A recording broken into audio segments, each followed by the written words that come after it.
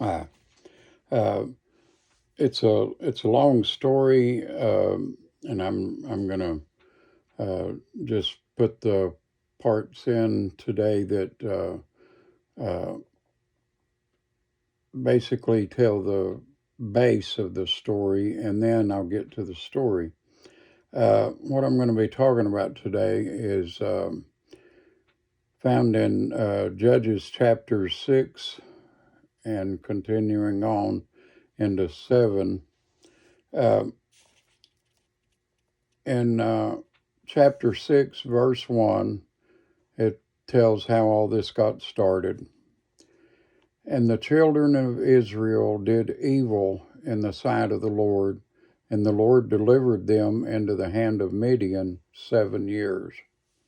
It goes on to tell that these people that took them over, uh, in verse 5 it says, they came as grasshoppers for multitude, for both they and their camels were without number, and they entered into the land to destroy it. Um, that's that's what happens to people that don't obey the Lord, and in fact do quite the opposite. God sends judgment.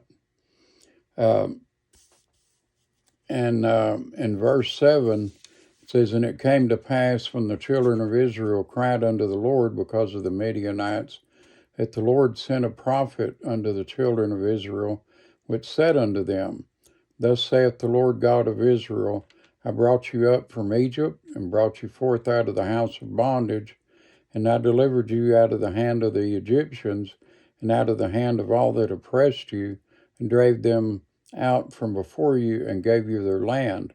And I said unto you, I am the Lord your God.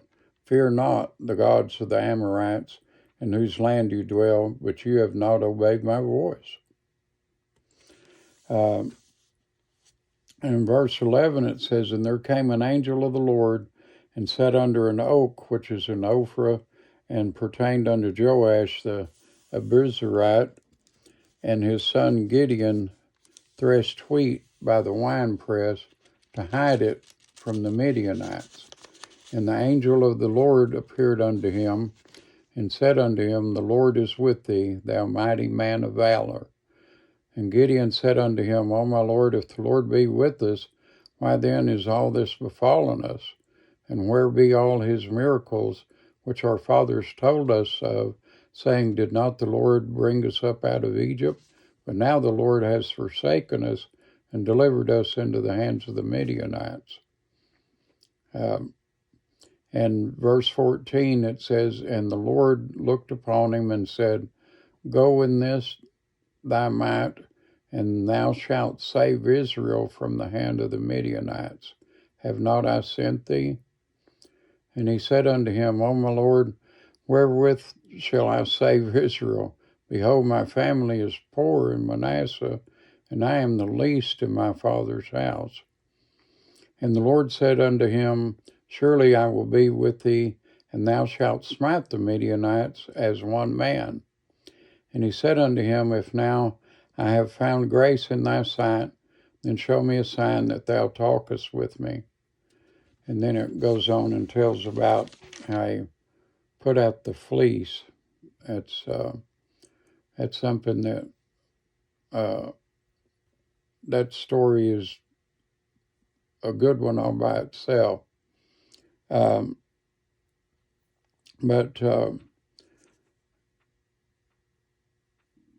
it says in verse 25, still in Judges 6, and it came to pass the same night that the Lord said unto him, take thy father's young bullock, even the second bullock of 7 years old, and throw down the altar of Baal that thy father hath. See, his father had it. And cut down the grove that is by it, and build an altar unto the Lord thy God upon the top of this rock in the ordered place, and take the second bullock and offer a burnt sacrifice with the wood of the grove which thou shalt cut down. They used to have trees that were, this will make some people mad, I'm sure, but this is the best description I can think of. They were like totem poles on the trees. Then Gideon took 10 men of his servants and did as the Lord had said unto him, and so it was, because he feared his father's household and the men of the city, that he could not do it by day, that he did it by night. And when the men of the city arose early in the morning, behold, the altar of Baal was cast down, and the grove was cut down that was by it, and the second bullock was offered upon the altar that was built. And they started asking who did this and all that stuff. But God saved him from the wicked men that were mad because he did away with the Baal and the Asherah poles is what they were. They were basically worshiping evil spirits.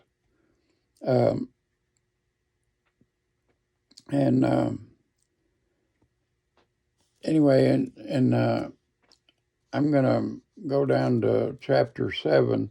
I'd say the rest of this is a good story all by itself. You know, you should read Judges chapter 6. Then Jerubbaal, who is Gideon, and all the people that were with him rose up early and pitched beside the well of Harod, so that the host of the Midianites were on the north side of them by the hill of Moreh in the valley. And the Lord said unto Gideon, the people that are with thee are too many for me to give the Midianites into their hands, lest Israel vaunt themselves against me, saying, mine own hand hath saved me. Now therefore go to proclaim in the ears of the people, saying, whosoever is fearful and afraid, let him return and depart early from Mount Gilead. And there returned to the people 22,000, and there remained 10,000. So he was going after the Midianites with 32,000 people. Well, now he's down to 10. And the Lord said unto Gideon, the people are yet too many. Bring them down unto the water, and I will try them for thee there. And it shall be that of whom I say unto thee, this shall go with thee, the same shall go with thee. And of whomsoever I say unto thee, this shall not go with thee, the same shall not go. So he brought down the people unto the water, and the Lord said unto Gideon, every one that lappeth of the water with his tongue, as a dog lappeth, him shalt thou set by himself. Likewise every one that boweth down upon his knees to drink. And the number of them that lapped, putting their hand to their mouth, were 300 men. But all the rest of the people bowed down upon their knees to drink water. And the Lord said unto Gideon, by the 300 men that lapped will I save you, and deliver the Midianites into thine hand, and let all the other people go every man unto his place. So the people took victuals, and we pronounce that victuals around here, in their hand and their trumpets, and he sent all the rest of Israel every man unto his tent, and retained those 300 men, and the host of Midian was beneath him in the valley. And it came to pass the same night that the Lord said unto him, arise, get thee down unto the host, for I have delivered it into thine hand. But if thou fear to go down, go thou with Phurah thy servant down to the host, and thou shalt hear what they say, and afterward shall thine hands be strengthened to go down unto the host. Then went he down with Phurah his servant unto the outside of the armed men that were in the host. And the Midianites and the Amalekites and all the children of the east lay along in the valley like grasshoppers for multitude, and their camels were without number, as the sand by the seaside for multitude. So he's going against all of those people with 300 men. The important part about that is 300 men can't whip, who knows how many, but God can. And when Gideon was come, behold, there was a man that told a dream unto his fellow, and said, Behold, I dreamed a dream, and lo, a cake of barley bread tumbled into the host of Midian, and it came unto a tent, and smote it that it fell, and overturned it that the tent lay along. And his fellow answered and said, This is nothing else save the sword of Gideon, the son of Joash, a man of Israel, for into his hand hath God delivered Midian and all the host. And it was so when Gideon heard the telling of the dream and the interpretation thereof, that he worshipped and returned unto the host of Israel, and said, Arise, for the Lord hath delivered into your hand the host of Midian. What do you think? Maybe some of them guys thought he was crazy. And he divided the 300 men into 3 companies, and he put a trumpet in every man's hand with empty pitchers and lamps within the pitchers. And he said unto them, Look on me, and do likewise. And behold, when I come to the outside of the camp, it shall be that as I do, so shall you do. When I blow with the trumpet, I and all that are with me, then blow you the trumpets also on every side of all the camp, and say, The sword of the Lord and of Gideon. So Gideon and the 100 men that were with him, came unto the outside of the camp in the beginning of the middle watch, and they had but newly set the watch. And they blew the trumpets and brake the pitchers that were in their hands. And the 3 companies blew the trumpets and brake the pitchers, and held the lamps in their left hands, and the trumpets in their right hands, to blow withal. And they cried, The sword of the Lord and of Gideon. And they stood every man in his place round about the camp, and all the host ran and cried and fled. And the 300 blew the trumpets, and the Lord set every man's sword against his fellow, even throughout all the host. And the host fled to Bethsheba and Zererath, and to the border of Bel-meholah unto Tabbath. These words are foreign to me. And the men of Israel gathered themselves together out of Naphtali, and out of Asher, and out of all Manasseh, and pursued after the Midianites. And Gideon sent messengers throughout all Mount Ephraim, saying, Come down against the Midianites, and take before them the waters unto Bethbarah and Jordan. Then all the men of Ephraim gathered themselves together and took the waters unto Bethbarah and Jordan.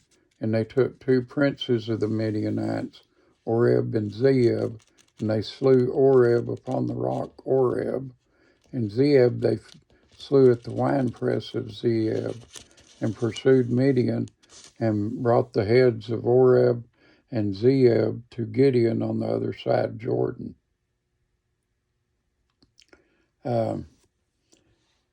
Basically, the reason for this story is God wanted to prove to Israel that they didn't do this.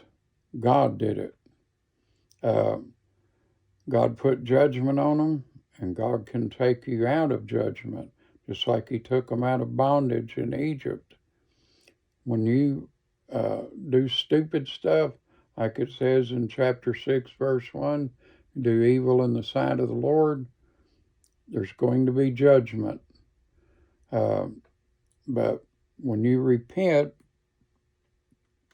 then He'll save you.